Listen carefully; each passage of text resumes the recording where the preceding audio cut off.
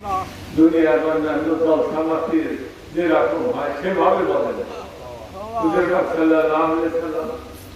আজকের এই মাহফিলের যে বর্ণনা দিয়ে গেছে এই 1450 বছর আগে একটা বিশেষ বর্ণনা তিনি দিয়েছেন যে ধর্মের মাহফিল হবে আমার ইন্তেকালের পর কিয়ামত পর্যন্ত আমার উম্মতের ভিতরে একটা বিশেষ দল থাকবে, বিশেষ দল। তারা মাহফিল করবে, তারা মাহফিল করবে, তারা মজলিস করবে, তারা পড়বে এবং হুজুর পাক সাল্লাল্লাহু আলাইহি ওয়াসাল্লাম তাদেরকে তিনি নির্দেশ করে উদ্দেশ্য করে বলতেন যেমন আমাদের কি বলতেন। তিনি একবারে কষ্ট দেখহীন ভাষায় বলতেন যে এরা এরা এরা হুমুল কামুল এই ওই দল এইভাবে তিনি চিন্তিত করতেন যে ওই দলের লোকেরা যখন গোল করে বলবে উদ্দেশ্যটা কি থাকবে, উদ্দেশ্য তাদের একটাই থাকে, তাদের উদ্দেশ্য একটাই থাকে, দুনিয়ার কোন উদ্দেশ্য না, তাদের উদ্দেশ্য একটাই থাকবে, সেটা হচ্ছে জিকির। এবং ওই যে কম হবে তাদেরকে তিনি বলতেন তারা হচ্ছে জাকের কম, জাকের কম, যারা জেকের করে। জাকের শব্দের অর্থ, জাকের শব্দের অর্থ হচ্ছে যারা জেকের করে তারাই জাকের। কার জেকের? জেকের মানে আরবিতে জিকির শব্দের অর্থ হচ্ছে স্মরণ করা, স্মরণ করা। কার স্মরণ করা? আল্লাহর স্মরণ করা, আল্লাহ রাসূলের স্মরণ করা এবং আল্লাহ ওলিদের স্মরণ করা। এই তিন ত্রিভিদ স্মরণ যাদের ভিতরে আছে, যারা সেই স্মরণ বা জেকের তাদের এর ভিতরে, ভাষার ভিতরে, বলার ভিতরে বলে, উচ্চারণ করে, তারাই হচ্ছে জাকের সম্প্রদায়। আমার নবীজি বলেন যে ওই জাকের সম্প্রদায় যারা যখন কোথাও বসে আল্লাহ জেকের করছে, ওই জেকেরের মাহফিলের যে মর্যাদাটা হবে কেমন হবে, ওই মর্যাদা তুমি দুনিয়ার কোন মূল্যবান জিনিস দ্বারা ওর তুলনা করতে পারবে না। যেমন দুনিয়ার সর্বোচ্চ মূল্যবান সোনা, রূপা, হীরা, জহরত এইগুলো দিয়ে আমরা মূল্যায়ন করি যে সোনার চেয়ে দামি, সোনার চেয়ে দামি, সোনার চেয়ে দামি, সোনার চেয়ে দামি, হীরা, হীরা সোনার চেয়ে দামি, এইভাবে তুলনা করা। তখন দয়ানবীজি বললেন যে আমার যে জাকের সম্প্রদায় যারা যখন জেকের করবে তাদের যে মাহফিলটা হবে, তার যে মূল্যটা, তার যে মর্যাদা, তার যে শ্রেষ্ঠত্ব, তার যে মূল্য, মহামূল্য, সেটা তোমাদের দুনিয়ার কোন মূল্যবান জিনিস দ্বারা তুলনা করতে পারবে না, বা তুলনা করা যাবেও না। তাহলে কিসের সঙ্গে তুলনা করতে হবে? যে ওই ধরনের মাহফিলের তুলনা একমাত্র হবে বেহেশতের বাগানের সঙ্গে। জান্নাতি ভাটাও কালু রিয়াতুল জান্নাত, কালু রিয়াতুল জান্নাত কালা হিলাতুল জিকির। হুজুর পাক সাল্লাল্লাহু আলাইহি ওয়াসাল্লাম সাহাবা কিরামদেরকে নিয়ে বসতেন এবং তাদেরকে কথা বলতেন। সেই তার পবিত্র জবানের কথাগুলো সাহাবা কিরাম খুব মনোযোগের সঙ্গে শুনতেন, খুব মনোযোগ, কোন রকম অমনোযোগী কথা। যখন দয়ানবীজি তার হাদিস শরীফ বর্ণনা করতে থাকে তখন মনে হতো যে ওখানে কোন রকম সারা শব্দ নাই, একবারে নিচুপ নিঝুম, একটা লোক নাই। মাঝে মাঝে কি হতো, ওই কান্নার আওয়াজ। সাহাবা কিরাম হুজুর সাল্লাল্লাহু আলাইহি ওয়াসাল্লামের এই হাদিস শরীফ শুনে এত উচ্চ স্বরে কাঁদতেন যে পিছনে যারা অন্যান্য সাহাবীগণ থাকতেন তারা শুনতে পেতেন না, এরকম তারা শুনতে পেতেন না। তারা সামনের জনে জিজ্ঞাসা করতেন যে দয়ানবীজি কি বললেন, আমি তো শুনতে পারলাম না। সাহাবাদের এরকম এটা ছিল সময় থেকে। এখন তো যাকে এরকম হাজারি করে সেটা তো হাজারি কখনো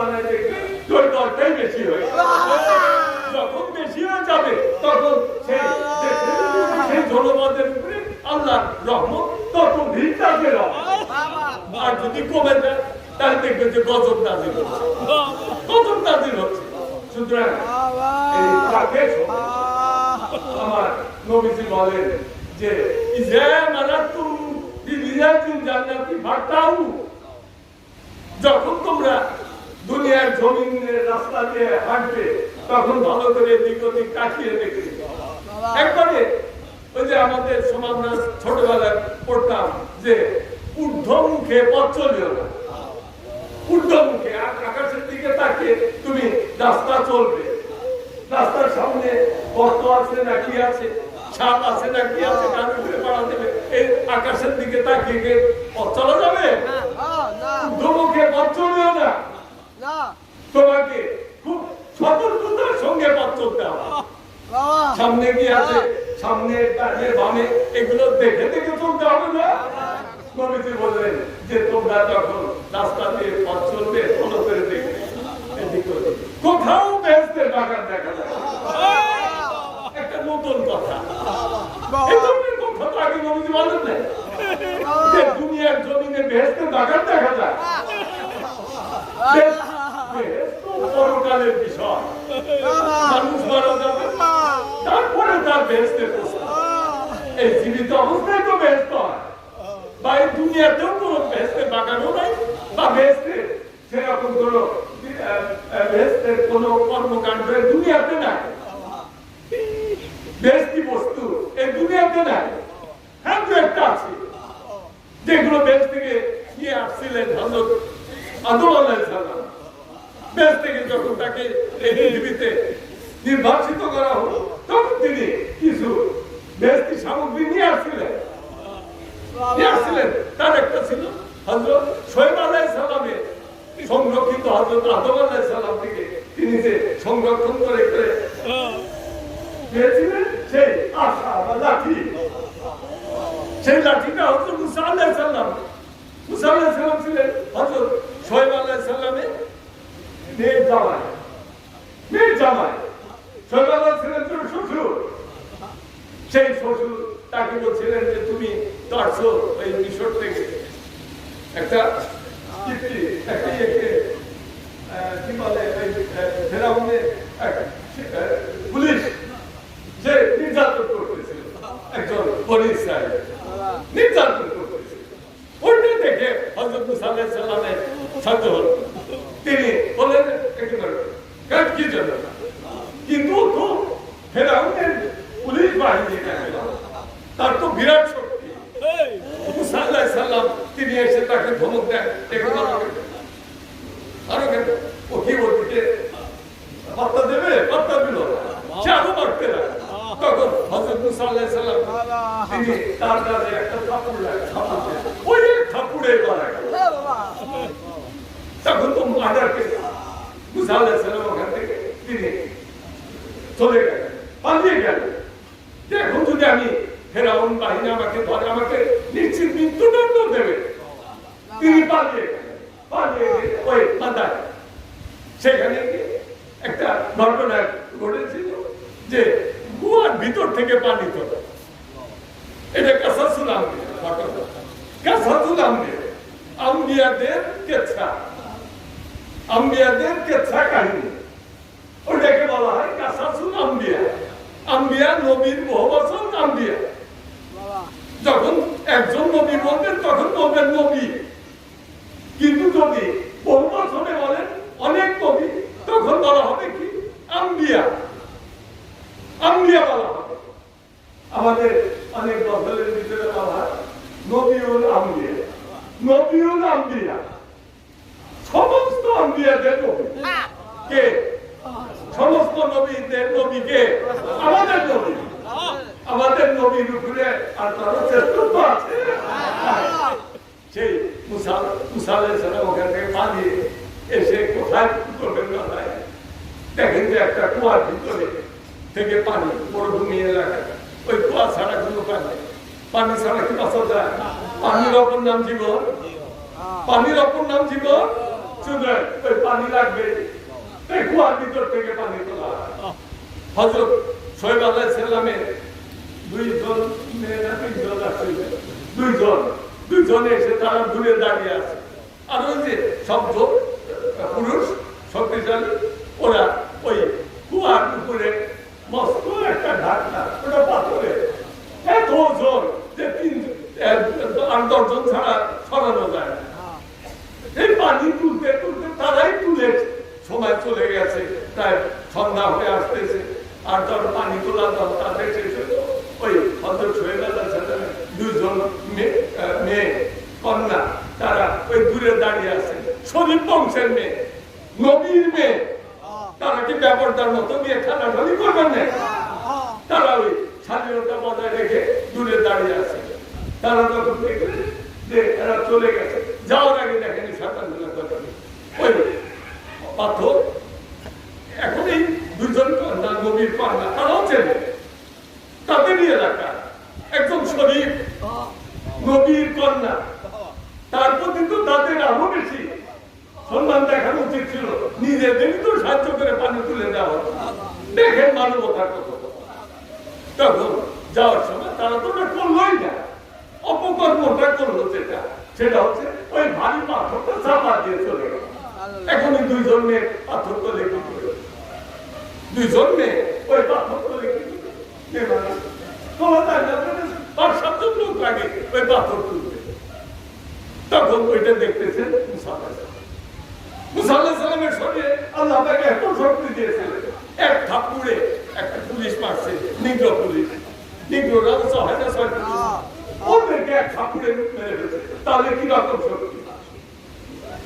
সেই মুসা আলাইহিস সালাম দেখলেন, এসে বললেন যে আপনারা শরীফ বংশের মহিলা, আপনাদের যে আভিজাত্যপূর্ণ ভূষণ আদি, এটাই বোঝায়। এখানে কি জন্য দাঁড়িয়ে আছেন? সন্ধ্যা হয়ে গেছে, কয়েকজন পানি তোলার জন্য আসছিল, কিন্তু পানি পাথর চাপা দিয়ে চলে গেছে। এখন আমরা কিন্তু পানি চাপা পাথর পারবেন না। আপনার পরদেশি মনে হচ্ছে, বিদেশে পাথরটা একাই চলে। আল্লাহ নবী শক্তি আছে না, সাথে ফেরেশতাও থাকে না, আল্লাহ নবীদের সাথে ফেরেশতাও থাকে না, এইভাবে সরিয়ে গেল।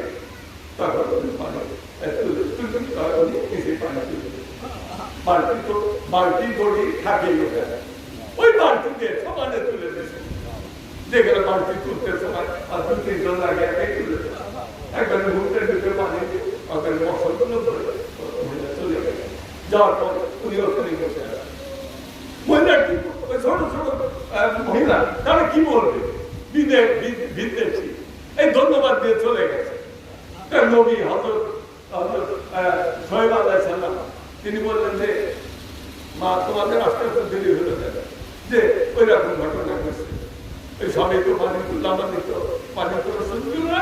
যাওয়ার সময় তারা ওই পুকুরের যে ডাকটিও তো সাধারণ ডাকটি, 8-10 মনের ডাকটি, পাথর ওইটা চাপা দিয়ে হয়ে গেল।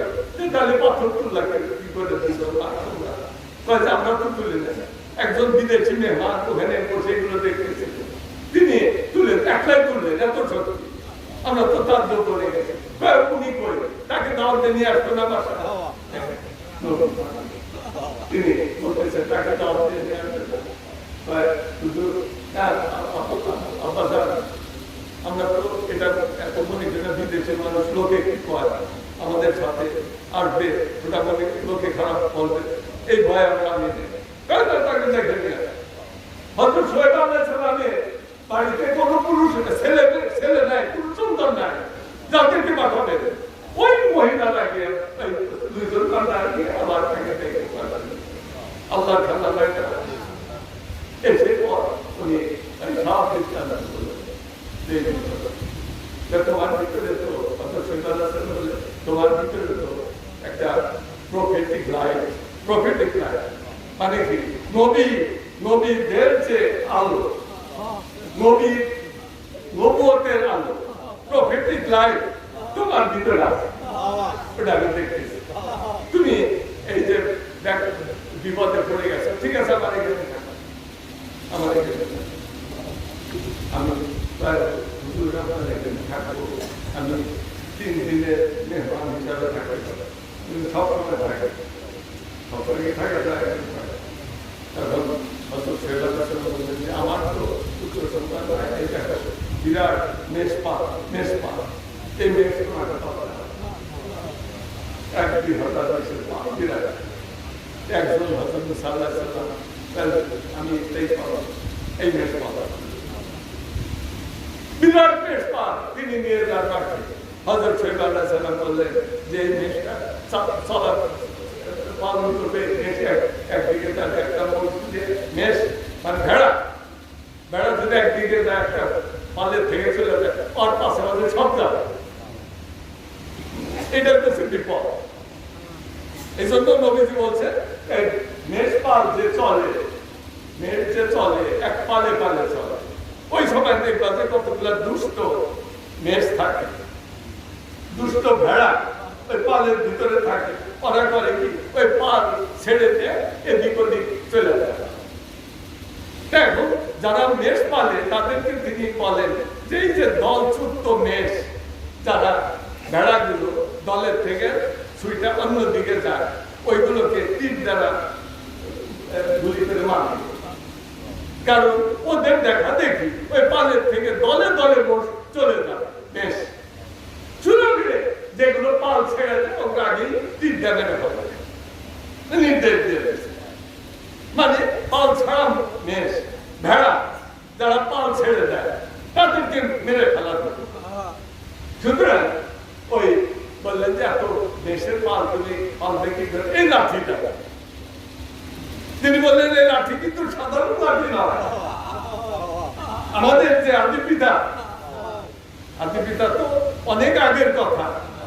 ওই আদি পিতা তিনি যখন আল্লাহ পাক তাকে বেহেশত থেকে দুনিয়ার ফেলে দিলেন, তখন বেহেশত থেকে কিছু সামগ্রী তিনি তাবারক করে সাথে নিয়ে আসছিলেন।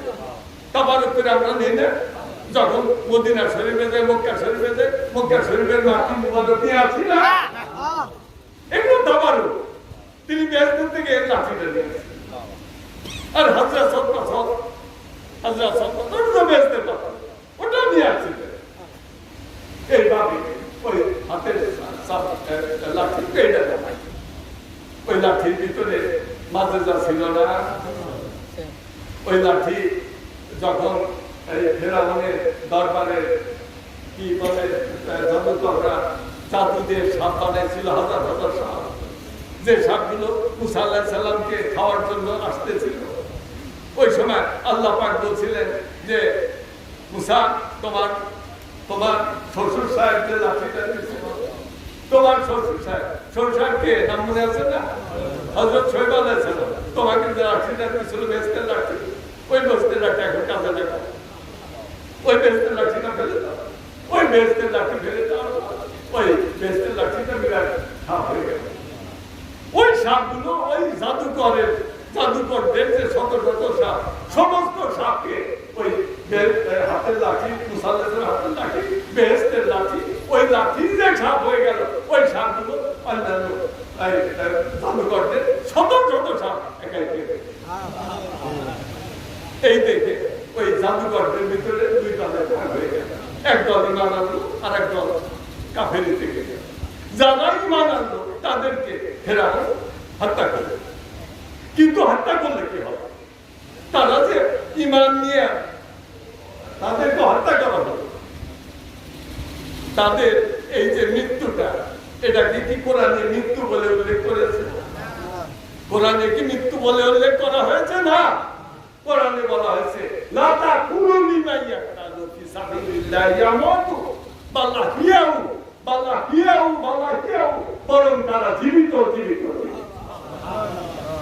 ফেরাউন তাদের হত্যা করেছে, আগুনের ভিতরে পুড়ে হত্যা করেছে, কিন্তু তাদেরকে কোরআনে বলছে যে তাদেরকে মৃত বলো না, তারা জীবিত। বাল্লাহিয়াউ, তোমরা বোঝো না, তোমরা মনে করো মারা গেছে, কিন্তু মরে নাই, আমার কাছে আল্লাহর কাছে তারা চিরঞ্জীব। সুতরাং ওই বেহেশতের যে কিছু উপকরণ, সেগুলো এরকম ভাবে আল্লাহ আলাইহিস সালাম নিয়ে আসছিলেন। এছাড়া তো পৃথিবীতে আর কোনো বেহেশতের সামগ্রী নাই। তাহলে নবীজি বলেন কি করে যে তোমরা দুনিয়ার জমিনে যখন হাঁটবে ভালো করে দেখবে যে দিক ওদিক দেখবে যে বেহেশতের বাগান দেখা যায়। বেহেশতের বাগান বিরাট ব্যাপার, বেহেশতের বাগান। এই বাগান তো ওই 1 একর জমির উপরে হবে নাকি? বিরাট বিশাল না বেহেশতের বাগান, খালি 1 একর জমি না, বিরাট ব্যাপার।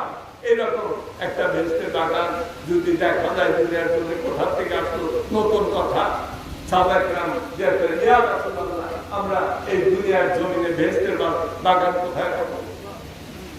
বেহেশতের বাগান কোথায় পাবো? তখন নবীজি বলতেন কালা হীরা খুঁজে কালা হীরা খুঁজে জাকের গোল যেখানে গোলবদ্ধভাবে বসে, যেমন আমরা বসে গোলবদ্ধভাবে বসে যেখানে আল্লাহর জিকির করবে। তোমরা মনে রেখো ওই মাহফিলটাই হবে দুনিয়ার বুকে বেহেশতের বাগান, যেমন আজকে আমাদের বেহেশতের বাগান। এটা কিন্তু ওই রকম ধর্মসভা তথাকথিত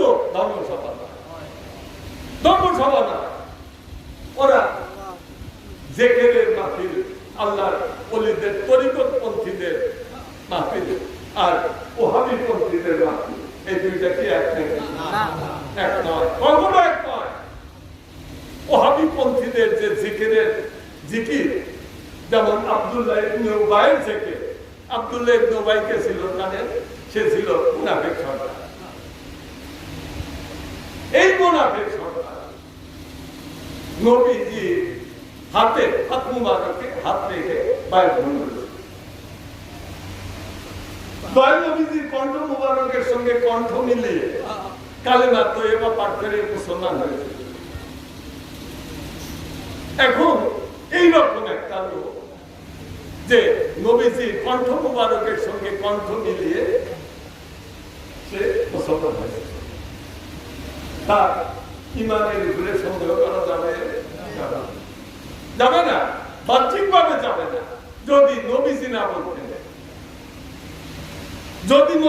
বলতেন, যদি আল্লাহ পাক তাকে নির্দেশ করে কোরআনের আয়াত নাযিল না দেখুন এমনভাবে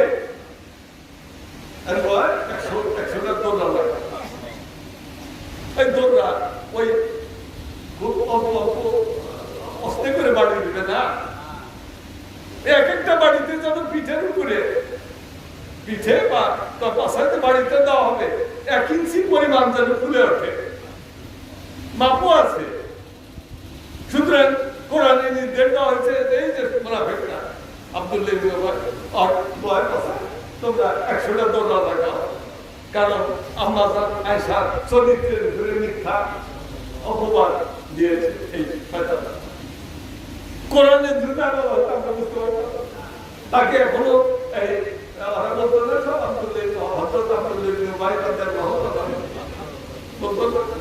যেমন এজিদকে বলতে চায় না, হযরত ইয়াজিদ বলতে চায় কিন্তু এজিদ তো কাফের, দলিল আছে আমার কাছে। দেখো এই যে সমস্যা সংকট, আমরা যারা তাসাউফপন্থীরা বসলাম আমাদের জিকিরের মাহফিলে ওহাবীরা বলবে ওরা বলে আমাদের তো জিকিরের মাহফিল, ওরাও বলে আমরা তো জিকির করি। কারণ নবীজি বলছেন যে জিকিরের সংজ্ঞা দিচ্ছেন নবীজি, ডেফিনেশন অফ জিকির, জিকিরের ডেফিনেশনটা, জিকিরের সংজ্ঞাটা, জিকির কি এটা যদি নবীজি না বলতেন তাহলে তো আমরা বুঝতাম না। নবীজি বলছেন যে জিকির আছে, জিকির মানে স্মরণ, আল্লাহকে স্মরণ করো। এখন কিভাবে কোন জিকিরটা শ্রেষ্ঠ, সর্বশ্রেষ্ঠ করবে নবীজিকে জিজ্ঞাসা করা হইল। নবীজি বললেন আফজালুল জিকির তেলাওয়াতুল কোরআন, আফজালুল জিকির তেলাওয়াতুল কোরআন, কোরআন তেলাওয়াত করাই আফজাল জিকির। আফজালুল জিকির লা ইলাহা ইল্লাল্লাহ, আফজালুল জিকিরটা হচ্ছে লা ইলাহা ইল্লাল্লাহ নাফিয়াত বাদের জিকির। লা ইলাহা ইল্লাল্লাহ জিকিরটাকে তরিকতের ভাষায় কি বলা হয়? নাফিয়াত বাদের জিকির। লা ইলাহা ইল্লাল্লাহ লা ইলাহা ইল্লাল্লাহ, লা ইলাহা ইল্লাল্লাহ। এই যে লা ইলাহা ইল্লাল্লাহ জিকির, এটাকে বলা হয় নবীর মাঝে। আমার খাজা বাবা এনায়েতপুরী, আমার দাদা বাবা, তিনি তিনি তাসওফে যে শিক্ষা, আমি বলি যে দুইজন মুজাদ্দিদ, প্রথম 19 শতাব্দীর মুজাদ্দিদ খাজা বাবা এনায়েতপুরী, তিনি যদি এই বাংলাদেশে না আসতেন তাহলে আমরা অন্ধকারে নিমন্ত্রিত বাংলাদেশ। অত বড় আসলে তার দ্বিতীয় সাহিত্য খাজা বাবা সংরক্ষণ, তিনি 20 শতাব্দীর মহান মুজাদ্দিদ, তিনি শিক্ষা দিয়েছেন, জেকেরের শিক্ষা দিয়েছেন। খাজা এনায়েতপুরী জেকেরের শিক্ষা দিয়েছেন। বাবা তোমরা 2 কিসিমের জেকের শেখো। প্রথমে এত জেকেরের অনেক বিস্তৃত আছে, অনেক শিক্ষার বিষয় আছে, জেকের তোমরা করবে। জেকের একবার মনে করো না যে আল্লাহ আল্লাহ করতেছে, এটা হয়ে গেছে, এটুকু নয়, আরো জানার বিষয় আছে। জেকেরের ভিতরে একটা অধ্যায় আছে কালবের শিক্ষা, লতিফা বাবা। আমাদের মানব দেহে কয়টা লতিফা? 6টা আর 4টা, মোট কয়টা? 10টা। এই 10 লতিফা। প্রথম বলা হয় 6টা কি? কালব, রূহ, সের, খফি, আকফা, নফস। আর 4টা আপ, আতর, খাক, বাক। আপ, আতর, খাক, বাক মানে কি? আপ মানে পানি, আতর আগুন, খাক মাটি, আর বাক তার বায়ু। তাহলে এই 4টা, মোট কয়টা? 10টা। এই লতিফাগুলো যখন তুমি তোমাকে সবক দেওয়া হবে, তখন খাজা বাবা সম্পর্কে বাবা জানের কাছ থেকে আমি শুনতাম, এই যে লতিফার সবক, প্রথমে লতিফার কথা বলা হয়, লতিফা কাল হযরত আদম আলাইহিস সালাম। এর ভিতরে যখনই লতিফার যে কোনো লতিফার সবক নেওয়া, তাদেরকে ওই লতিফার যে 6টা অধ্যায় আছে, লতিফা শিক্ষা, প্রত্যেক লতিফা শিক্ষার ভিতরে যে 6টা ওই কিতাব, লতিফাকে একটা কিতাব বানিয়ে হবে, একটা বই। লতিফা কাল, এই কালের শিক্ষার জন্য একটা বই মনে করো তোমাকে দেওয়া হবে, তোমার হাতে ওই বই তোমার পড়ে ওইভাবে তোমার এই লতিফা কাল রিয়াজুল সালাহিন করতে হবে। তার প্রথম ওই কালের 6টা অধ্যায় আছে। তার প্রথম অধ্যায় জিকির, জেকের। এই যে জেকের, জাকিরদের জেকের, জাকিররা জেকের কথা। এখন লতিফা কালের ওই জেকের খাজা বলছেন জেকের, এখন জেকের করবা কি করে? একজনের যদি বলা হয় যে তুমি নামাজ পড়ো, এখন জানি না কি করে নামাজ পড়ো, জানি না, তাহলে সে নামাজ পড়বে কি করে? তাকে বলা হচ্ছে নামাজ, নামাজ বেহেশতের চাবি। এখন তো আমার যদি নামাজ না পড়তে হলে বেহেশতের দরজা খোলা খুলতে পারবো না, তাহলে কি আমার তো নামাজ পড়তেই হবে। বেহেশতের চাবি নামাজ, কার নামাজ পড়ো, কার নামাজ পড়ো জানে না, তাহলে আমি কি করতে? নামাজটা শিখতে হবে তাকে। জেকের সমস্ত কিছুর মূল তোমার কালবের ভিতরে শান্তি দেবে। কোরআনে আল্লাহ পাক বলেন আলা বিযিকরিল্লাহি তাতমাইন্নুল কুলুব, তোমাদের অল্প সময়ের ভিতরে দিবে শান্তি। দেখে এখন এই শান্তি যদি তোমার না থাকে, তাহলে তোমার কিছুই ভালো লাগবে না। তুমি নামাজ, কালাম, ধর্ম টর্ম এগুলো কিছুই ভালো লাগবে না যদি তোমার কালবের ভিতরে শান্তি না থাকে। অশান্তি, অশান্তি, অশান্ত তার যে ব্যক্তি অশান্ত, তার কাছ থেকে কি করে তুমি আশা করবে যে সে সঠিকভাবে তার দায়িত্বটা পালন করবে? করবে না, কিছুতেই করতে পারবে না। এই জন্য তার প্রথম কথাটাই হচ্ছে তার কালবের ভিতরে জেকের আনতে হবে। আগে প্রথম কন্ডিশন যে কালবের ভিতরে জেকের আনতে হবে, তাহলে কালবটা তার শান্ত হবে, যে অশান্তি দূর হয়ে গেল, সে শান্ত হয়ে গেল, তখন তাকে যা বলবে সে ধীর স্থির ভাবে অনুগত একজন বান্দার মতো, কর্মচারীর মতো সে তোমার ওই আদেশটা পালন করবে। আর যদি ওই ভিতরে আসল জায়গায় অসম্মতি থাকে তাহলে তুমি তার কাছ থেকে কখনো সেই তার যে কর্তব্য দায়িত্ব চাকরি দেওয়া হয়েছে সে কাজগুলো আদায় করতে পারবে। এই জন্য বলা হয় যে আগে তুমি তোমার কাজ। আমরা থেকে নামাজ, আমি আর সময় একটা উদাহরণ দিই যে তোমরা একই আগে আমাদের বাংলাদেশে একটা গ্রামের দেখা যাচ্ছে যে অনেক হিন্দু আমরা আছি, একই গ্রামের ভিতরে অনেক হিন্দু অনেক মুসলমান একসাথে বসে। এখন দেশ স্বাধীনতার পর হিন্দুরা সব ইন্ডিয়ায় চলে গেছে মেজরিটি, আর যারা আছে এখনো আছে অনেক আছে হিন্দু যারা প্রতিবেশী ভাবে সব প্রতিবেশী ছিল।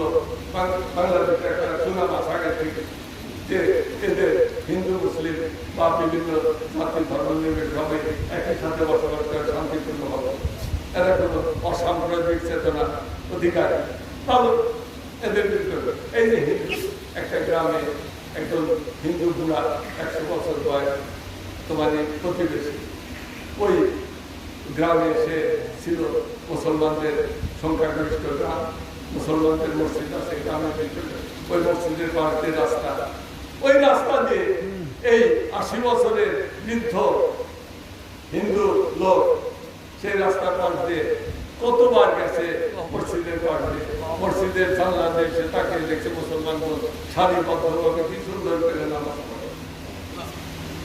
এরকম অনেক নজির আছে পৃথিবীতে, মুসলমানরা সারিবদ্ধভাবে এই যে সুন্দর কাতারে নামাজ পড়ে, ইবাদতের এই যে পদ্ধতি, এই পদ্ধতি দেখেও অনেক বিধর্মী ইসলাম কবুল করেছে।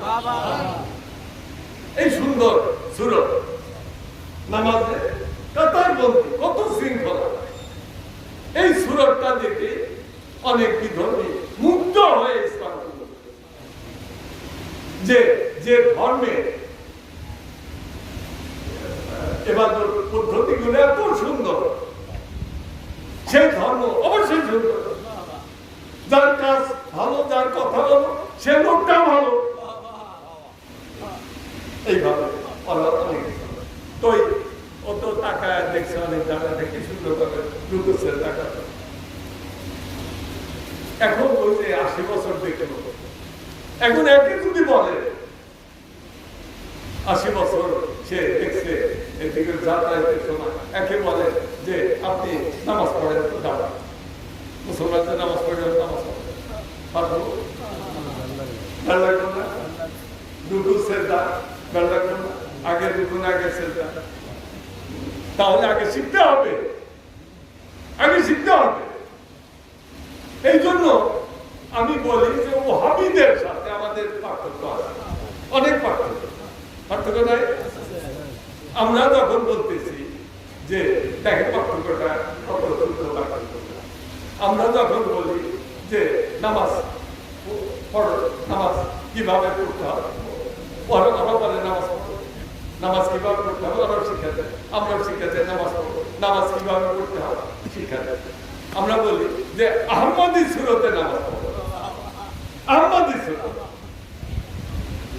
আর এই কথা শুনে ওরা তেলে বাগানে চলে যায় যে ইবাদতের ভিতরে আবার আহমদ দয়াল নবীজির নাম আনে গেল, এটা তো সেরে হয়ে গেল। দেখেন এই এদের সাথে আমাদের একই জামাতে মুসলমান থাকা যাবে, দুই রকম, দুই মেরুর। আমরা বলি আহমদী সুরতে নামাজ পড়ে, ওরা কই আহমদ শব্দটা নামাজের ভিতরে আনতে তো সেরে হয়ে গেল। নামাজের ভিতরে আহমদ থাকবে কেন, আহমদের কথা থাকবে কেন নামাজের ভিতরে? এটার ভিতরে ওদের শয়তানি একটা বুঝ শয়তান আগে দিয়ে দিছে না, শয়তানি বুঝ। এই জন্য এই কথাগুলো তারা বলে। আমাদের সুরত আমরা নামাজ পড়ার কথা বলি কেন? আমরা এই জন্য বলি যে আহমদ আহমদ এটা দয়াল নবীজির জন্মগ্রহণের আগে আল্লাহ পাক আরশের ভিতরে তার পবিত্র নাম আহমদটা লিখে রেখেছিল এবং মোহাম্মদ শব্দটা সে কালেমা তাইয়্যিবার ভিতরে লিখে আরশের গায়ে আরশের পায়ের সঙ্গে ঝুলিয়ে রাখা হয়েছে লা ইলাহা ইল্লাল্লাহ মুহাম্মাদুর রাসূলুল্লাহ এটা লিখে ঝুলিয়ে রাখা হয়েছে শুধু আল্লাহর মনোনীত নাম মুবারক আহমদ শব্দের অর্থ কি আহমদ শব্দের অর্থ পরম প্রশংসিত ব্যক্তি আমার দয়াল নবীজি তিনি তো পরম প্রশংসিত ব্যক্তি তার প্রশংসা শুধু পৃথিবীর মানুষেরা করে না ফেরেশতারা করে না স্বয়ং আল্লাহ করে না সুতরাং তার উপরে প্রশংসিত ব্যক্তি আর কেউ হতে না তিনি আহমদ সেই আহমদ শব্দটা আলেফ হা মিম দাল এই চারটা হবে এই দেখেন কিভাবে আল্লাহ পাক অদ্ভুত নিয়মে মানে আগে থেকে সাজানো নামাজ আল্লাহ পাক কি দেবেন নামাজ কিভাবে পড়া হবে আহমদ আলেফ হা মিম দাল এই যে লিখলেন আরবি ভাষা এটাও কোনটার পর কোন হরফের পর কোন হরফ আসবে কোন হরফের পর কোন হরফ আসলে নামাজের যে বাহ্যিক সুরত ওর সঙ্গে মিলবে না যদি গড়মিল হয়ে যায় তাহলে তো আহমদের সঙ্গে নামাজের আর মিল থাকলো না এই জন্য আল্লাহ পাক সব ঠিক করবে আগে থেকে আলেফ হা মিম দাল নামাজের যে শারীরিক দৈহিক সুরত চারটি আপনি যদি নামাজের এই দৈহিক চার সুরত নামাজের ভিতরে না রাখেন তাহলে আপনার নামাজ হবে না ফরজ এই চারটা সুরত আমাদের নামাজের ভিতরে থাকতেই হবে তার প্রথমটা কি কিয়ামুন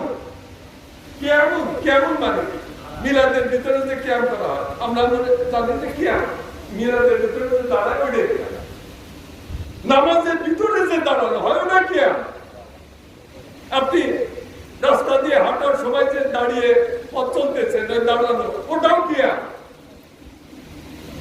সুতরাং নামাজের ভিতরে যে চারটা সুরতের প্রথমটা হচ্ছে কিয়ামুন তারপরেরটা কি হচ্ছে তারপরে সিরিয়াল ধারাবাহিক তারপরেরটা হচ্ছে হা রুকুন রুকুর সুরতটা কি হা তারপরেরটা হচ্ছে সাজদা তো এরপরে বলা হয় না যে উদুন বলা হয় না সিরিয়াল আলেফ আহমদের আলেফ কিয়ামুন রুকুর অবস্থাটা হচ্ছে হা আলেফ হা গেল এরপরে হচ্ছে সাজদা বসার কথা বলা হয় না এরপরে সাজদাটা হচ্ছে মিমের ছিল আর এরপরে সেজদা থেকে উঠে বসা লাগে সেজদা থেকে উঠে আপনি দাঁড়ায় পড়বেন না আপনাকে বসতে হবে ওই বসার শুরুটা হচ্ছে দাঁড়া এই আহমদি শুরু হতে না এখন সমস্যা যেমন ইমাম শাফি রাহমাতুল্লাহ তিনি বলছেন যেটা আমাদের ফতোয়া স্বামীকে তবে ভিতরে লেখা এই ফতোয়া স্বামীর ভিতরে যদি এই ইমাম শাফি রাহমাতুল্লাহ এই কথাটা না থাকতো তাহলে ওহাবীরা বলতো যে এটা যাও কিন্তু যেহেতু ইমাম শাফি রাহমাতুল্লাহ ওই কথাটা ফতোয়া স্বামীকে তবে ভিতরে লেখা এজন্য আর বলতে পারে না ইমাম শাফি রাহমাতুল্লাহ তিনি বলেছেন যে ইয়া আহলে বাইত রাসূলুল্লাহ সাল্লাল্লাহু আলাইহি ওয়াসাল্লাম হুকুকুম হাক্কুম মিনাল্লাহি বিকুরআনি আনজালাহু যে আহলে বাইত রাসূলুল্লাহ সাল্লাল্লাহু আলাইহি ওয়াসাল্লাম আপনাদেরকে মহব্বত করা কে আল্লাহ পাক কোরআনের ভিতরে আয়াত নাযিল করে ফরজ করে দিয়েছেন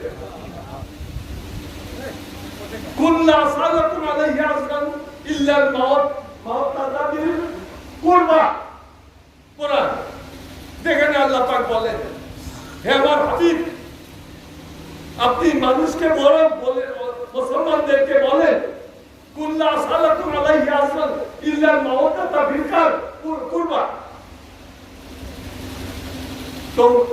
তোমাদের প্রতি আমি যে কোরআনের দায়িত্ব পালন করলাম, আল্লাহ আসমানি কিতাবের যে ভার, আমার নবীজি হাদিস শরীফের ভিতরে উল্লেখ করেছেন যে এই কোরআনের ভিতরে আছে যে কোরআন যদি পাহাড়ের উপরে নাযিল হতো তাহলে ওই পাহাড় ধূলিসাৎ হয়ে যেত। কোরআনের ভারে এই কোরআন যদি সমুদ্রের মধ্যে নাযিল হতো সমুদ্রের পানি শুকিয়ে যেত। এত ভার, এই ভার বোঝাটা বহন করেছেন আমাদের দয়াল নবীজি। তিনি আমাদের মুক্তির জন্য এই ভার বহন করেছেন।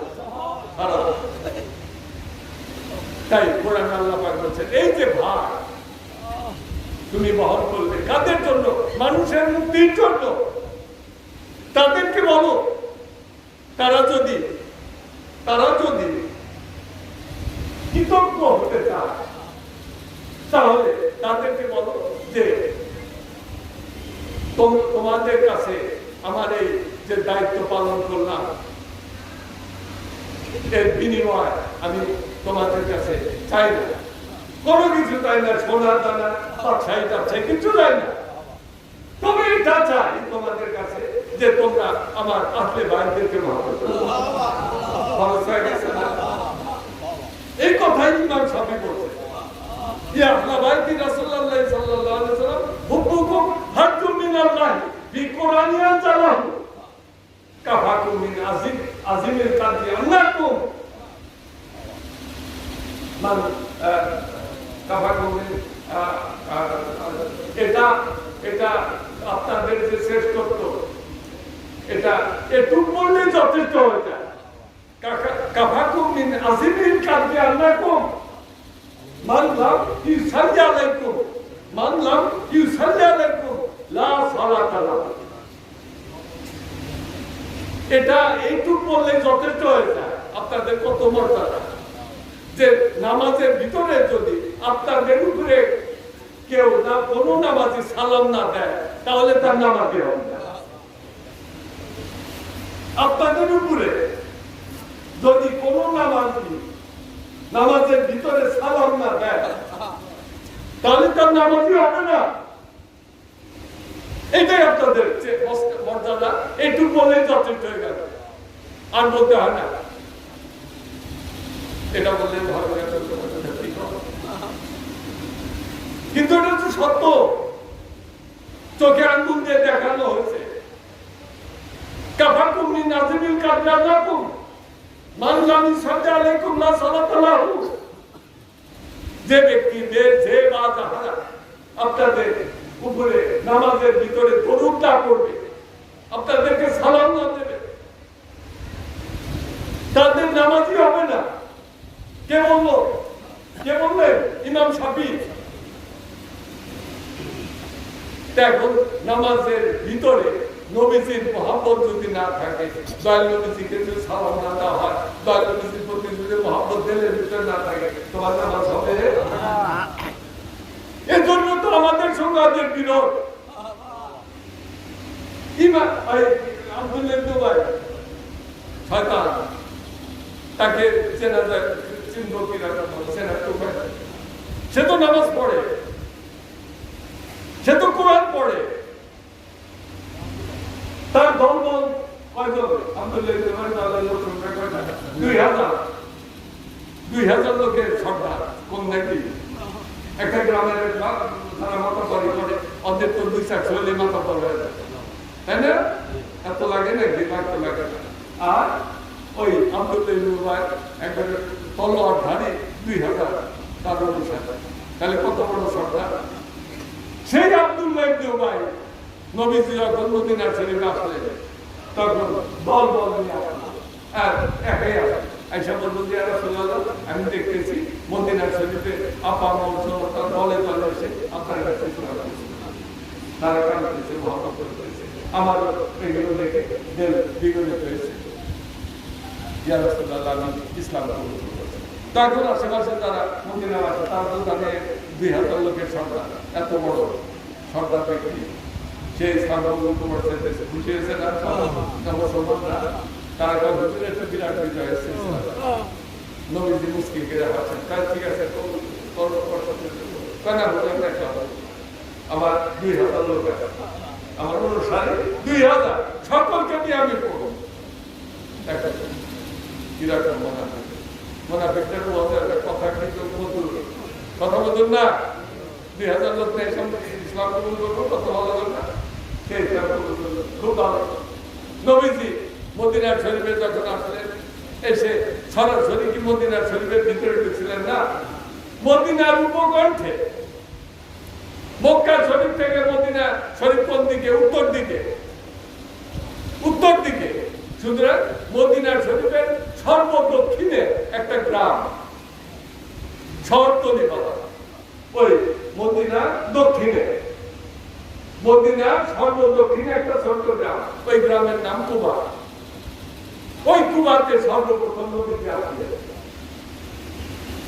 এসে হিজরত করে এসে ওখানে বিশ্রাম নিলেন এবং এক সাহাবী তিনি তার বাড়িতে নবীজিকে তুললেন তার সৌভাগ্য না চির সৌভাগ্য হয়ে গেছে তার নাম ইতিহাসের কথা লেখা হয়ে গেছে ওই বাড়িতে বসে তিনি বললেন আমি এখানে এক সপ্তাহ বা 2 সপ্তাহ ছিল আমি থাকবো তবে মুসলমানদের প্রধান যে সেন্টার মুসলমানদের যে কেন্দ্র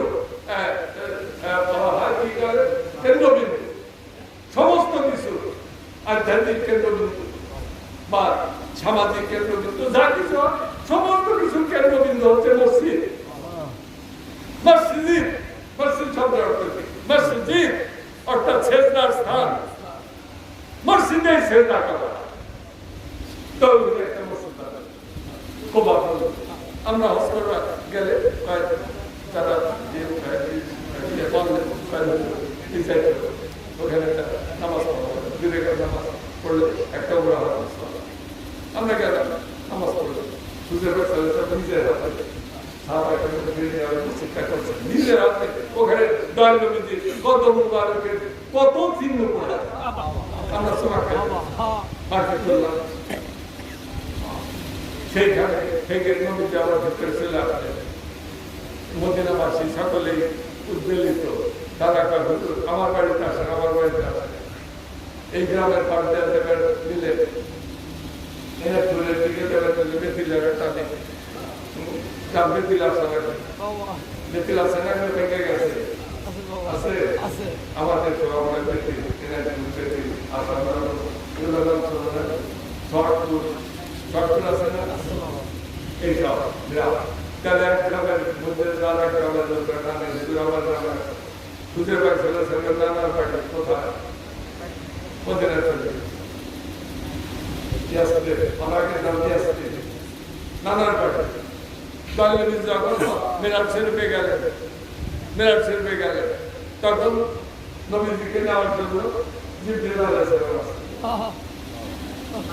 সাথে কি এক জিবরিল আলাইহিস সালাম আসছেন না সাথে অনেক ফেরেশতা কোটি কোটি ফেরেশতা একটা না ফেরেশতাদের ভিতরে চারজন ফেরেশতা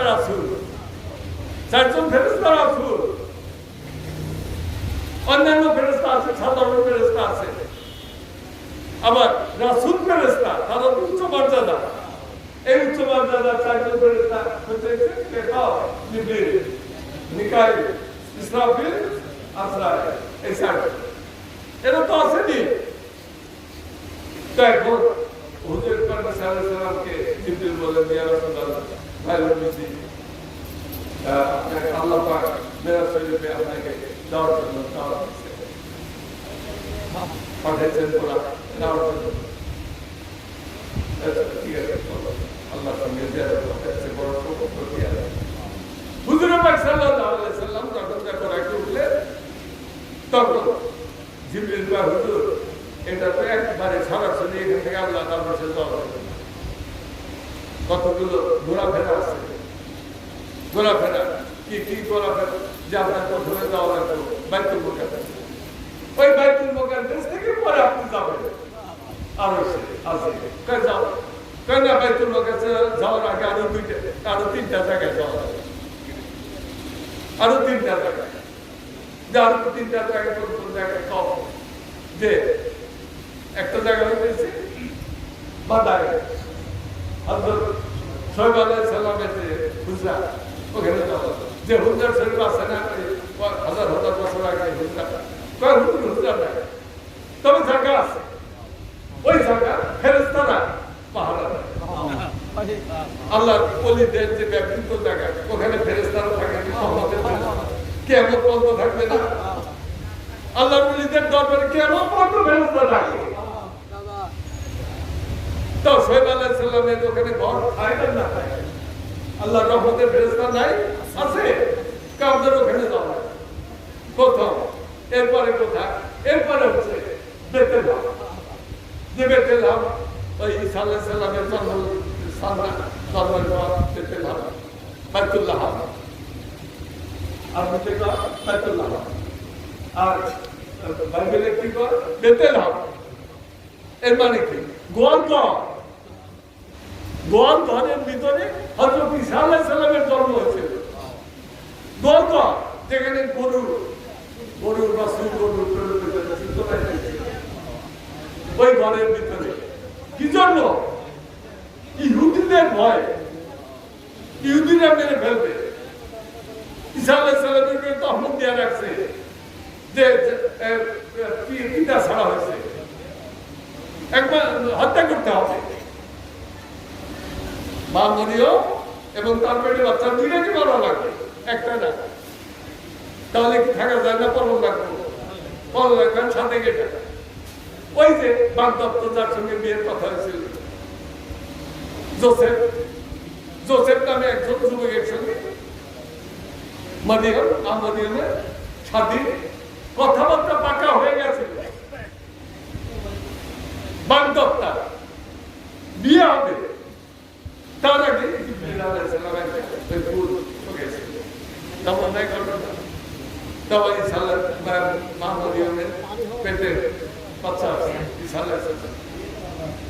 কিন্তু লোকে তো কয়েছে এই জোসেফের সাথে যে বাগদত্ত হয়েছে এখানে তাহলে কোন একটা ঘটনা আছে এখানে তো ইহুদি তারা আলেম তারা তো বিজ্ঞানী হত্যা করতে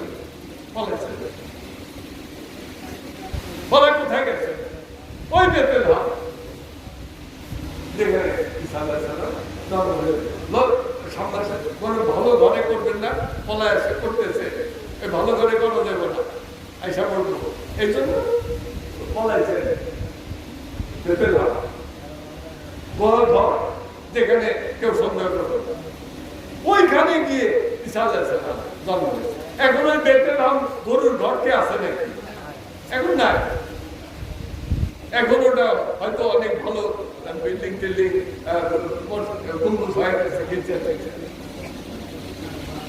হযরত ঈসা আলাইহিস সালামকে আনা বায়োলজিকে জিবরিল বলেন তো ঈসা আলাইহিস সালাম যেখানে জন্ম হয়েছিল ওটাও বড় স্থান বেতেলহাম বাইতুল্লাহ ওখানে আপনার যাওয়া হয় যারপরে হচ্ছে আপনার নানার বাড়ি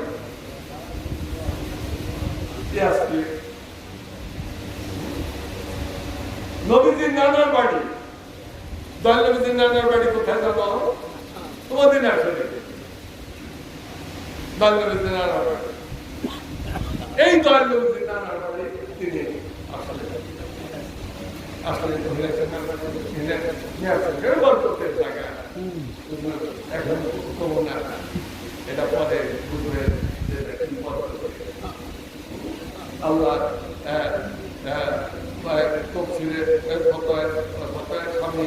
ভিতরে বলা হয়েছে যে দয়াল নবীজির রওজা মুবারকের ভিতরের যে মাটি মুবারকের মর্যাদা ইন্না কুরবাতাল্লাতি ইত্তাসালা আযমিন নবী সাল্লাল্লাহু আলাইহি ওয়াসাল্লাম আফদালু মিনাল আরদি ওয়াস সামাই হাত্তা আরশিল আযীম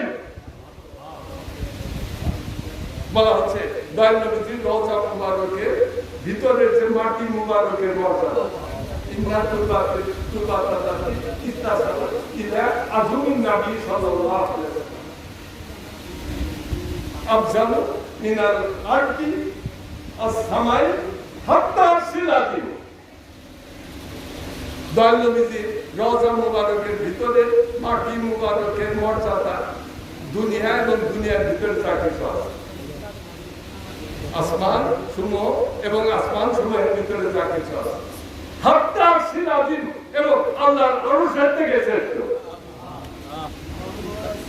ওয়াহাবিদের সাথে লাগবে না, এভাবে তো লাগবে। এই মদিনা শরীফে নবীজি জিয়ারত করলেন, ওখান থেকে তিনি বাইতুল মুকাদ্দাস চলে গেলেন। তো হুজুর আমরা দরুদ পড়ো আল্লাহুম্মা সাল্লি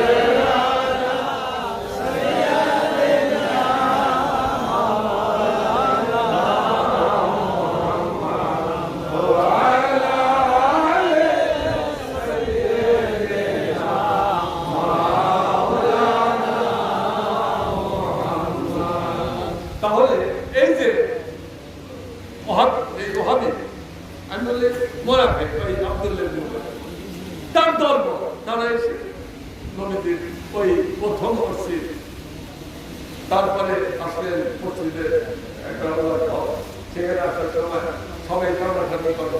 নবীজি বললেন যে তোমরা এই কটা উঠনি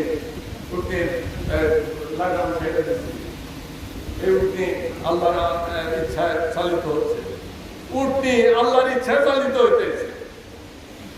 এই উঠনি যেখানে গিয়ে পড়বে সেটাই হবে আমার প্রশংসা, ওখানে আমি বলবো, এটা আমার ইচ্ছা হবে না। এই তুমি আমার তোমরা দাবি করতেছো যে আমরা আপনার মামাতো ভাই নানার বাড়ি মামা আছে না, মামাতো ভাই আছে না, তারা আমাদের বেশি অধিকার, কারণ অধিকার থাকবো না। এখানে আমি উঠে আগাম ছাড়ছি, উঠ যেখানে গিয়ে বলবো সেখানে পরে এসে ওনার বাড়িতে এবং ওখানে মসজিদে নবীজি বললেন যে এই মসজিদটা করতে হবে, এই জায়গাটা সুন্দর দেখা যায়, সুন্দর কিন্তু কাটা গাছ দেখা যায়, বিরাট জায়গা আমার পছন্দ হয়েছে। তখন একজন মদিনার আনসার তারা বললেন ইয়া রাসূলুল্লাহ এই জমি তো আমি দিয়ে দিলাম। নবীজি বললেন এই জমির কি তুমি মালিক? কেন হুজুর মালিক না, তবে আমি এই দুইজনই এতিম বালকের এই জমি, আমি এই দুই এতিম বালকের অভিভাবক। নবীজি বললেন তুমি এতিম দুই বালকের অভিভাবক, তুমি তাদের সম্পত্তি বা অন্যান্য জানমালের রক্ষাকারী, তুমি তো ভক্ষকের ভূমিকা নিতেছ, তাদের জমি তুমি কি করে দান করো? এর মালিক তো দুজন এতিম, ছোট এতিম, তাদেরকে ডেকে মাথায় যে বাবা এই জমি তো আমি মসজিদের খুশি হয়েছি, এই ছোট বাচ্চা বিনা ব্যবসা নবীজি বললেন না, বিনা ব্যবসা দেবো না, তোমাদের তো বিপদ, তোমাদের ব্যাপার নাই। এই জমি মদিনার সর্বোচ্চ দামের জমি থেকে ওখানে আজকে বর্তমান মসজিদে নববী, সেই মসজিদে নববী সাহাবায়ে কেরাম জিজ্ঞেস করলেন ইয়া রাসূলুল্লাহ এই মসজিদটা বানাতে হবে, মসজিদের মাপ কি? দৈর্ঘ্য প্রশ্ন। নবীজি বললেন, একজন সাহাবী বললেন মাপ 100 প্রথম মসজিদে নববীর প্রথম যে আয়তনটা এই সীমা, এই মাপের ছিল, দৈর্ঘ্য 100, এই 100 লম্বা, 100 প্রস্থ। মসজিদের ভিতরে কয়জন নামাজ পড়তে পারবে? কয়জন? হয়তো 700-800, এর বেশি না। আর আব্দুল্লাহ ইবনে উবাই দলের ভিতরে 2000 মুনাফিক। এই 2000 মুনাফিক যদি মসজিদে ঢোকে, সাহাবায়ে কেরাম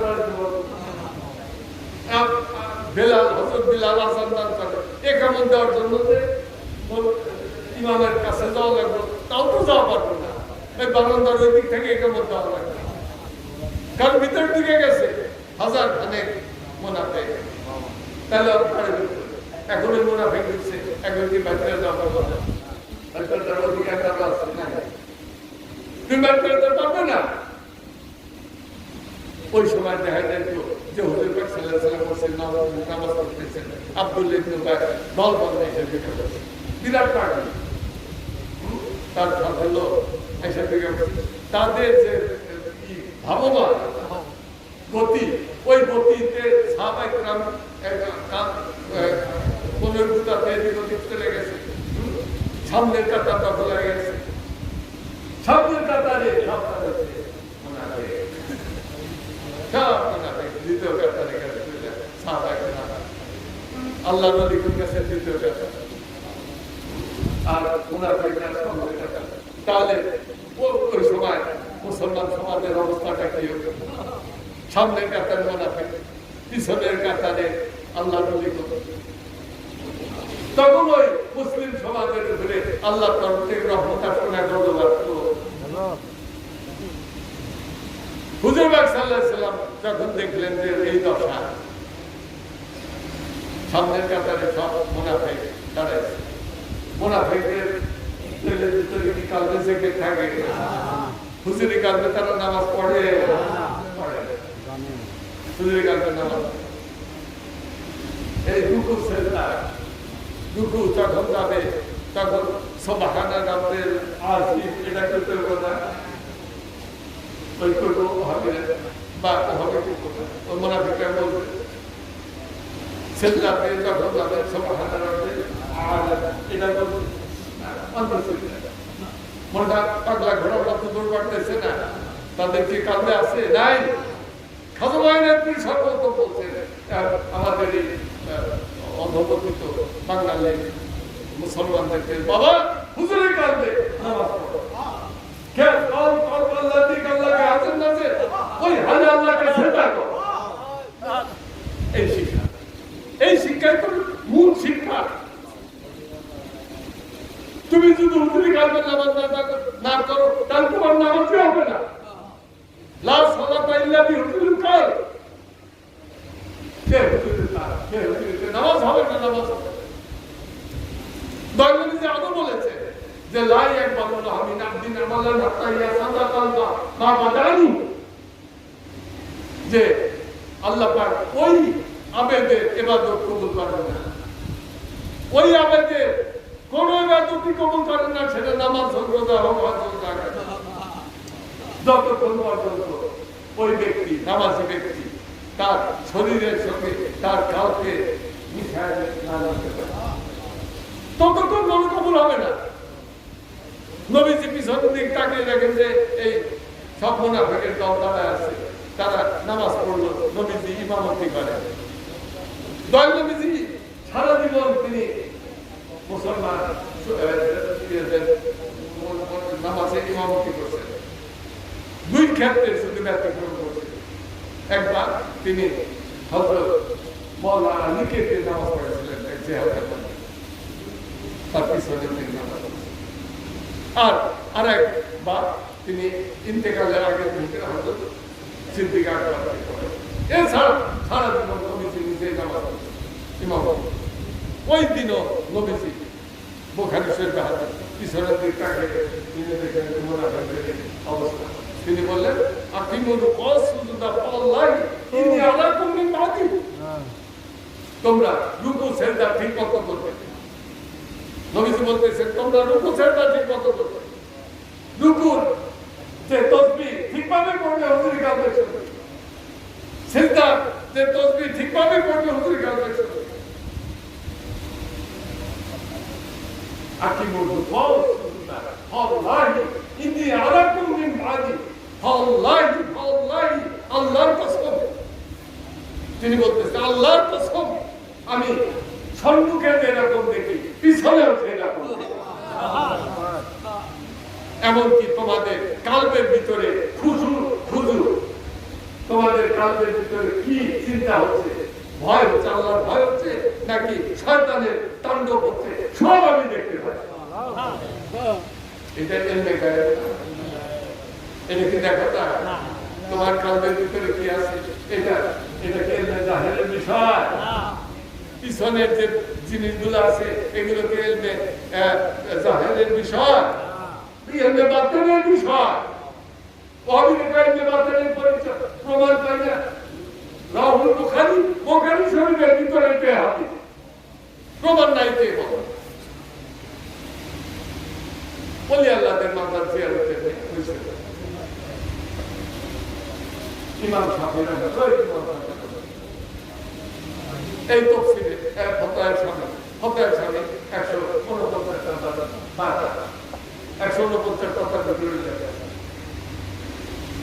যে ইবাদতটা উনি বলতেছে ইন্নী লা তাবারাকাতু ইন্নী লা তাবারাকাতু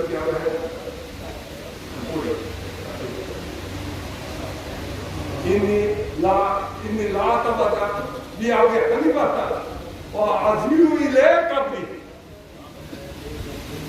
বলতেছে ইন্নী লা তাবারাকাতু বিআবি হানিফাতা ওয়া আযীরু ইলাইকা বি।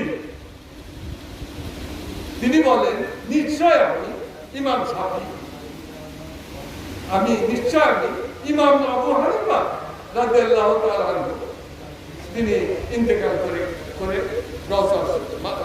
মাজার শরীফের ভিতরে আছেন। কোথায় আছেন? তার মাজার শরীফ কুফা।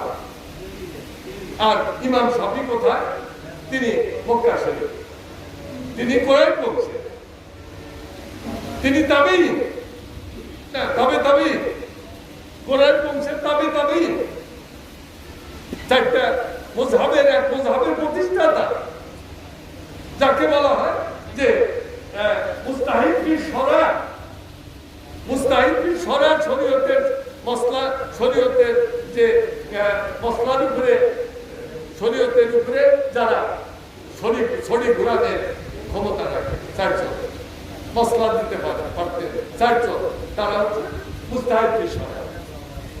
এই শরার উপরে মুস্তাহিদ করে, শরীয়তের উপরে ইস্তেহাদ করে, এরা হচ্ছে চারজন।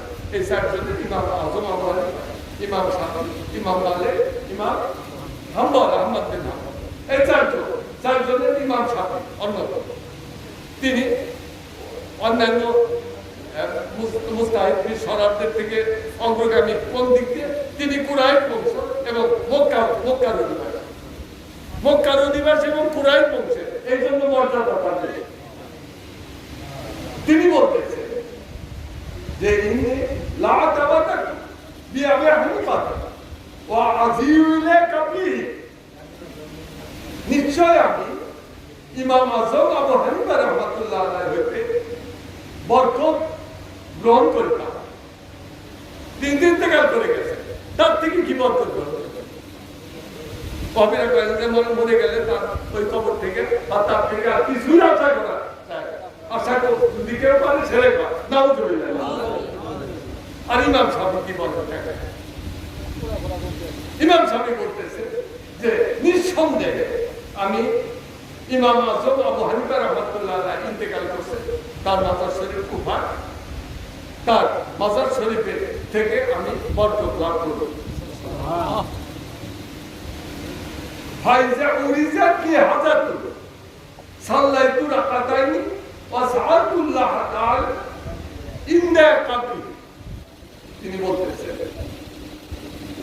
আমি যখন দুনিয়ার কোন মুসিবতে গ্রেফতার হতাম, পৃথিবীর এমন কোন মানুষ আছে যার সমস্যা নেই? প্রত্যেকেরই বিপদ আছে, বিপদ ছাড়া লোক আছে একটা লোক নেই বিপদ ছাড়া, বড় বড় বিপদ, প্রত্যেকেরই বিপদ। আজম বাদশাহ থেকে শুরু করে সবে ইমাম ইমাম শাফিঈ বলেন আমি যখন দুনিয়াতে কোনো ভয়ঙ্কর বিপদের সম্মুখীন হইতাম, কোন রাস্তায় খুঁজে পেতাম না, তখন আমি কি করতাম? দেখেন অবস্থাটা। তিনি মক্কা শরীফের লোক, মক্কা শরীফ আল্লাহর ঘর আছে,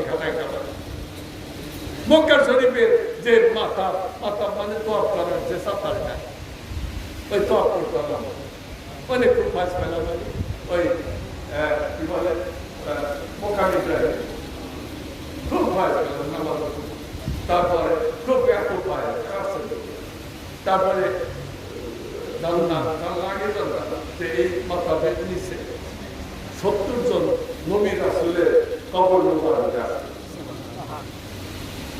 ভয় পাবো না যে এই যে তাদের উপর আমরা তোয়াফ করতেছি, হাঁটতেছি, তার নিচেই 70 জন নবী রাসূলের কবর মোবারক, তার উপর দিয়ে হাঁটতেছে। ভয় লাগে না? কিন্তু এটা যদি হুকুম না থাকতো, তাহলে ওই কবরের উপরটা হাঁটলে তোমার তো কি হতো, কবিরা গুনাহ। আর যেহেতু হুকুম আছে, এই জন্য এর ভিতরে থেকে তুমি ফায়সালা করো, গুনাহ হবে না, কারণ হুকুম, এছাড়া কোনো উপায় নাই কিভাবে করতে। তাই দেখলাম ওখানে বরকতে ভরা। আর সেই জায়গার অধিবাসী একজন ইমাম শাফি, তিনি মক্কা শরীফ থেকে বলেন যে আমি যখন এমন বিপদে পড়ে যেতাম, তার থেকে বার হওয়ার কোনো উপায় আমি দেখতাম না, তখন আমি সফর শুরু করতাম। সফরটা কোন দিকে? কুফার দিকে, ইরাক। কুফার কত বলেন না, যেখানে হযরত ইমাম হুসাইন তিনি শাহাদাত বরণ করতেন, ওই জায়গায় হলে ওই জায়গায় আমার হযরত ইমাম আযম আহমদ রাহমাতুল্লাহ ওই কুফার থেকে ভালো বন্ধুই থাকে। ওই কুফার ওনার তো ওখানে গজর মোবারকে তখন আমি মক্কা শরীফ থেকে এই সফর শুরু করতাম। ওর দিকে কুফার দিকে সফর একজন মুসাফির কখন হয়? তুমি যদি মুসাফির হও তাহলে তোমার জন্য কসরের নামাজ হবে। কসর যদি কসর না পড়ো তাহলে তোমার নামাজ হবে। তুমি কসর পড়ো, বুঝলেই গেছো। এখন তো বুঝলে যাওয়া খুব সোজা, স্বাভাবিক যে আমি এই ট্রেনে চলে গেছি, আর 1 ঘন্টার ভিতরে চলে গেছি। 48 মাইল যেতে সময় লাগবে না। 48 মাইল তুমি যদি তোমার বাড়ি থেকে চলে যাও, তুমি মুসাফির, তখন তোমার কসরের নামাজ আদায় করতে হবে। 4 রাকাত নামাজ 2 রাকাত করতে হবে। যদি 4 রাকাতের 2 রাকাত না পড়ো তাহলে 4 রাকাত নামাজ পড়তে হবে। এইটা হচ্ছে মশলা। আর এই সফর মুসাফির হযরত মক্কা শরীফ থেকে কুফা প্রায় 1.5 মাইল, 48 মাইল গেলে মুসাফির, আর 1.5 মাইল যেতে এটা কি মুসাফির অন্যায়? ওয়াহাবীরা বলে যে আল্লাহ 3টা মসজিদ ছাড়া অন্য কোথাও সফর করা, ধর্মীয় উদ্দেশ্যে সফর করা হারাম। 3টা মসজিদ ছাড়া। এই 3টা মসজিদ কি? আল্লাহর ঘর, খানায়ে কাবা এক মসজিদ, 2 নম্বর মসজিদ মসজিদে নববী, 3 নম্বর মসজিদ মসজিদে বাইতুল মুকাদ্দাস। এই 3টা মসজিদ ছাড়া অন্য যে কোনো মসজিদে তুমি অধিক সওয়াব পাওয়ার আশায় যদি সফর করো তাহলে সেটা না যায়, নবীজি নিষেধ করেছেন। এখন তুমি বাইতুল মুকাদ্দাস মসজিদে নামাজ পড়ার জন্য যাবে, এটা না যায় এই হাদিসের মর্মার্থে। কিন্তু এর অর্থ আছে, ব্যাখ্যা আছে, যে তুমি বাইতুল মুকাদ্দাস মসজিদে ইচ্ছা তোমার মনে সাধারণ আমি ঢাকায় বড় মসজিদ বাইতুল মুকাদ্দাসে নামাজ পড়ব, তুমি যেতে পারবে না, বাবা। তবে এটা বোধ করতে পারবে না যে বাইতুল মুকাদ্দাস বা মসজিদে নববী অথবা আল্লাহর ঘর, এখানে নামাজ পড়ো। আল্লাহর ঘরে যদি তুমি নামাজ পড়ো 1 রাকাত নামাজ কত? 1 লাখ। মসজিদে নববী 1 রাকাত নামাজ 50 টাকা, বাইতুল মুকাদ্দাস 1 রাকাত নামাজ 50 টাকা। এই যে নামাজের সওয়াব, তুমি যদি মনে করো বাইতুল মুকাদ্দাসের মসজিদ, জামে মসজিদ, ওখানে তুমি 1 রাকাত নামাজ যদি পড়ো তাহলে 1 রাকাত, 1000 না 10 লাখ না 500 এরকম হবে। এখন তুমি যদি মনে করো যে না ওখানে বেশি সওয়াব হবে, বেশি সওয়াব অন্য মসজিদ, আমি যে আমার নিজের মসজিদে, গ্রামের মসজিদে, জামে মসজিদে নামাজ পড়তেছি, এখানে যে সওয়াব ওইখানে বাইতুল মুকাদ্দাস এত বড় মসজিদ, ওখানে যে নামাজ পড়ে আরো বেশি সওয়াব। এই যে সওয়াব বেশি হবে এই মনোভাব নিয়ে যদি যাও তাহলে যেতে না। আর যদি এমনি যাও যে আমি এখানে একটা বড় মসজিদ, সুন্দর মসজিদ, ওখানে যাই নামাজ পড়বো, সওয়াব একই, তাহলে তোমার কোনো অসুবিধা নেই। এই তিন মসজিদের সাথে মশলা যোগ করে এই ওয়াহাবিরা বলে যে আল্লাহ ওলিদের মাজার শরীফে যাও, এই হাদিস দ্বারা নিষেধ করা হয়েছে। কোথায় মসজিদ আর কোথায় আল্লাহ ওলিদের মাজার?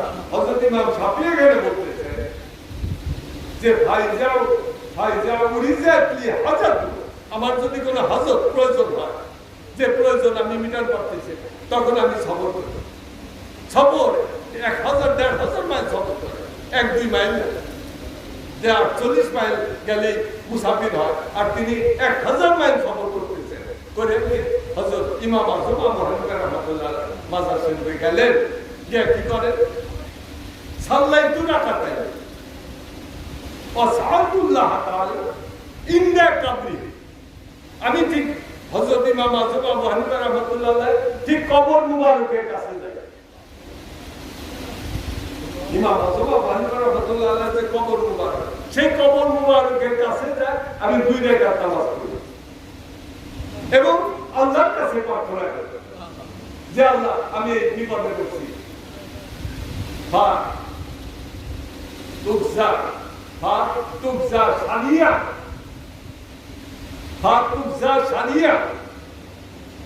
অর্থাৎ তিনি বলেন এই দোয়া করার সাথে সাথে একবারে চোখের পলকের সাথে মুহূর্তের ভিতরে আমার দোয়া আল্লাহর দরবারে কবুল হয়ে যায়। সুবহানাল্লাহ।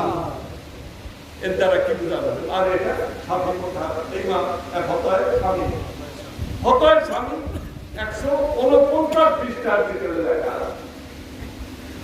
অস্বীকার করার জন্য।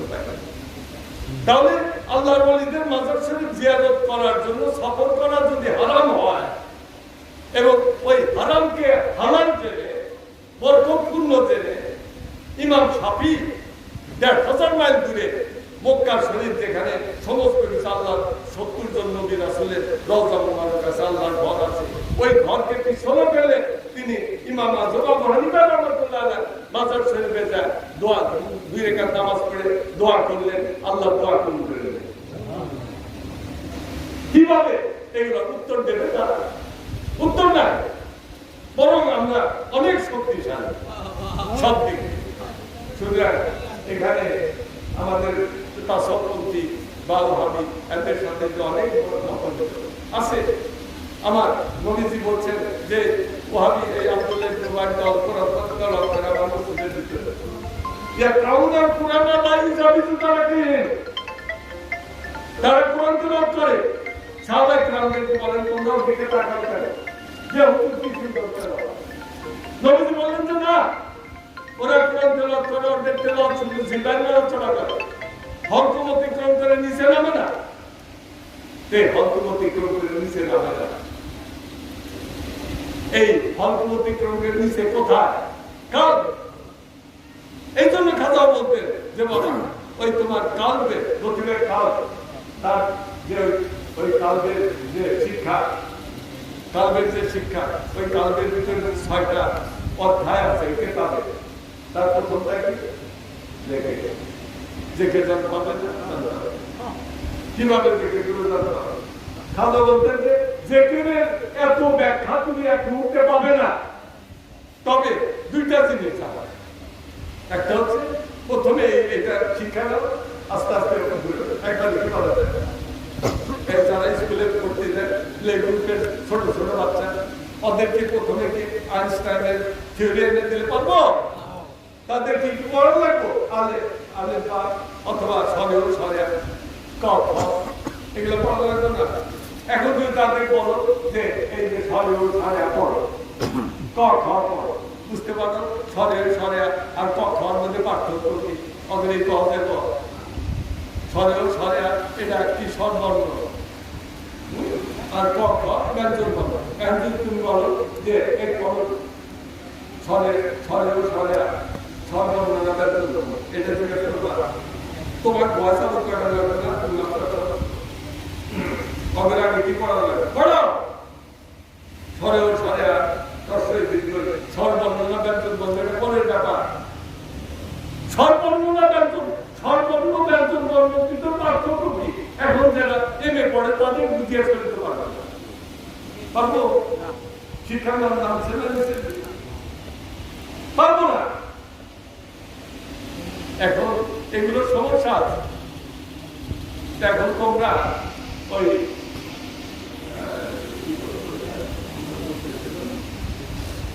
আচ্ছা দরুদ পড়ো, আল্লাহুম্মা সাল্লি আলা সাইয়্যিদিনা মাওলানা মুহাম্মদ ওয়া আলা আলি সাইয়্যিদিনা মাওলানা মুহাম্মদ। তাহলে আমরা সমাপ্তি করব। তবে আমাদের 6টা আমাদের কালদের যে কিতাব যেটা তোমার পড়তে হবে, নাহলে কাল সম্বন্ধে কি জানবে? লতিফে কাল সম্বন্ধে কি জানবে? সরে খাজা বলতেন যে এই যে আমাদের যে কাল বলবো স্যার কোটে আঁকবা, এই 6 লতিফা, এই 6 লতিফার যে শিক্ষাগুলো, এগুলো কি ধরনের শিক্ষা? অ্যালফাবেটিক, বর্ণমালার শিক্ষা। এইগুলো যদি বর্ণমালার শিক্ষা হয়, লতিফে কালদের শিক্ষা যদি বর্ণমালা হয়, তাহলে ওই যে পরের যে পড়াগুলো রয়েছে ওগুলোর পড়া, ওগুলো না জানে, তাহলে এই যে নিচের ফাউন্ডেশন এগুলো ঠিক করা হয়। লতিফে কাল তার ভিতরে 6টা যে অধ্যায় শিক্ষা, তার প্রথম থেকে এখন থেকে খাতা বলছেন যে দেখে এত ঘাইতো না, 2টা শেখে। একটা হচ্ছে দেখে বাতো, আর একটা হচ্ছে দেখে হাফছে।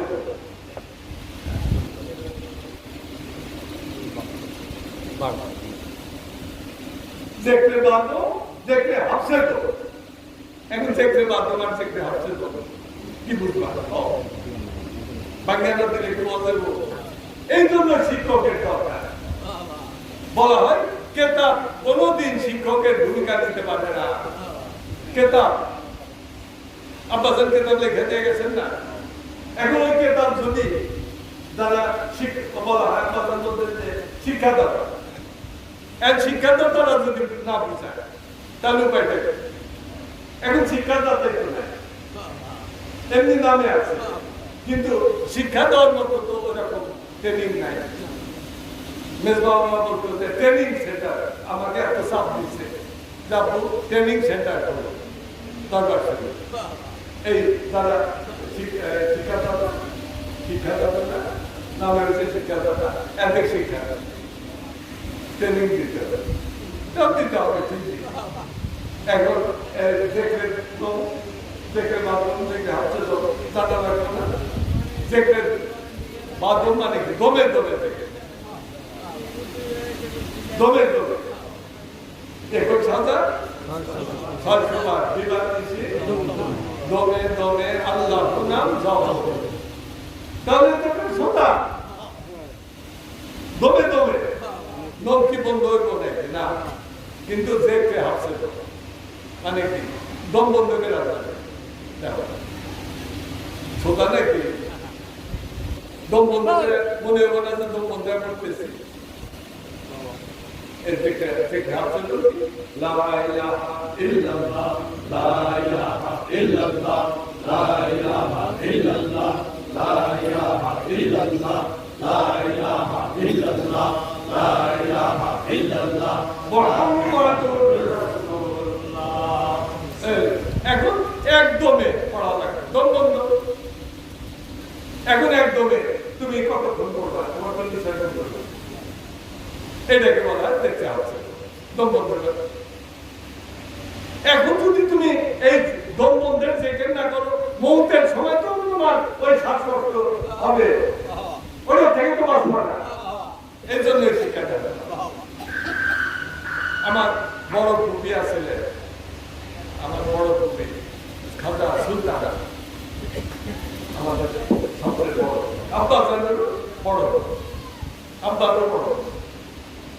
তুমি প্রায় 100 বছর পৃথিবীতে বেঁচে গেছে, তার মুখ থেকে আমরা বলতে যাও বাবা যান কাছে যাবেন বাবা যান আপনাদের গন্ধ বন্ধ করে দেবে। আমি তো আপনি বলছেন বেজো 3 বার 5 বার বেজো না 3 বার 5 7 8 করলে ঠিক আছে তুমি কি যেটা কয়েছে বেজো এটা কি জোর করবা তাহলে কাজ হলো নবীজি বলছেন যে বেজোর করে দেবো। আল্লাহ আল্লাহ নিজের বেজরকে পছন্দ করে। আল্লাহ আল্লাহ নিজের বেজরকে পছন্দ করে। তো বেজর আপনি বলছেন বেজর না শিক্ষা ওই সময় কিরকম আর এখন কিরকম শিক্ষাদাতা তারাও যাবে না।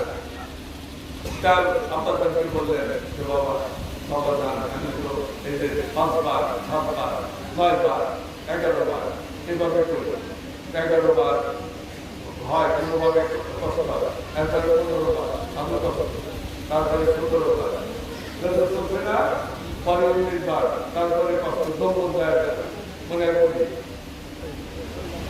পানি দেয় তার হিসাবে তার কি করতেছে বাবা দাদা পানি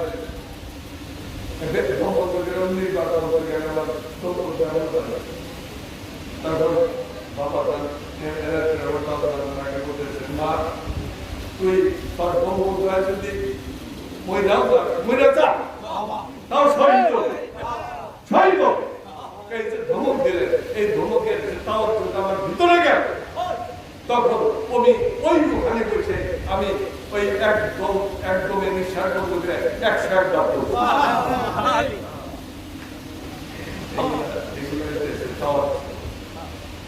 আমরা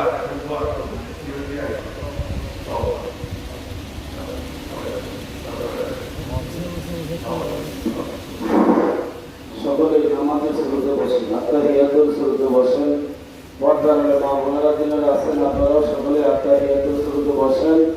বাবা সান এখন তওবা পড়াবেন। আমরা বাবা সানের জবান মুবারকের সাথে তওবা কালামগুলো আউযুবিল্লাহ মিনাশ শাইতানির রাজিম বিসমিল্লাহ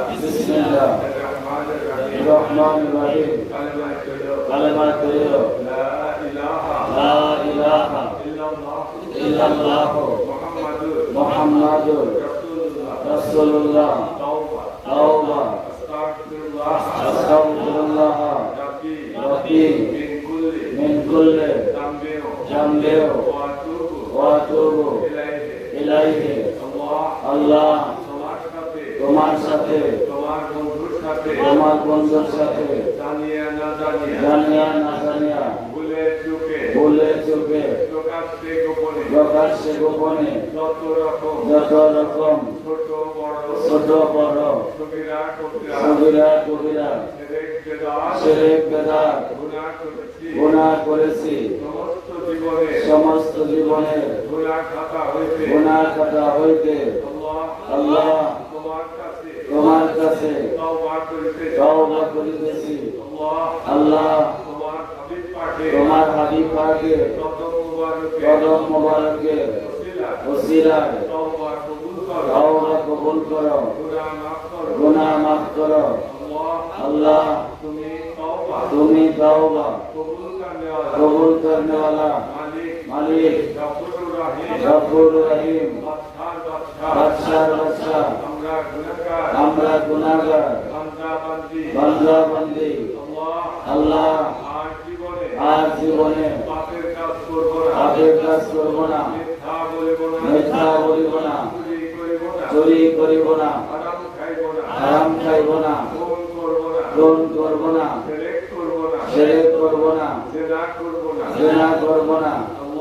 আল্লাহ তোমার পাক নামে কসম করিয়া প্রতিজ্ঞা করিয়া বলিতেছি হযরত রাসূল পাকের এই সত্য তরিকায় দাদা পীর দস্তগীর হযরত গাউসুল আজম কাজা বাবা শাহ এনায়েতপুরী শম্ভুগঞ্জি হুজুর পাকে দামন মুবারক নিসবত মরাদম পর্যন্ত আর সর্বনা এই অঙ্গীকারে তরিকায় নকশবন্দিয়া মুজাদ্দিদিয়া কবুল করিলাম সত্য তরিকায় চিরদিন কায়েম থাকি।